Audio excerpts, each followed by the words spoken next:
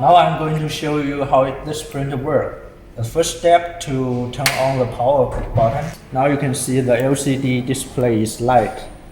These two buttons is to up and down for the printing platform.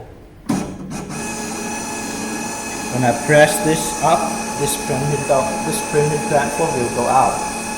And when I press this down, it goes down. And these two buttons, left and right, is to control the print head move left and right.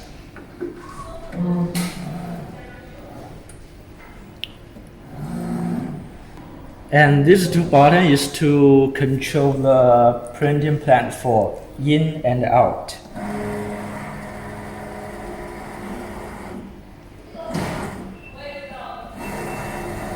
And now I'm going to introduce this button. This button is the print head lock button.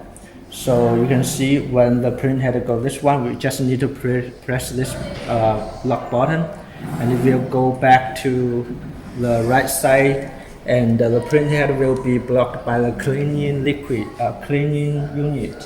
So now the print head is well protected by the cleaning unit. So this button is a nozzle check button. You just need to press this one to check the print head.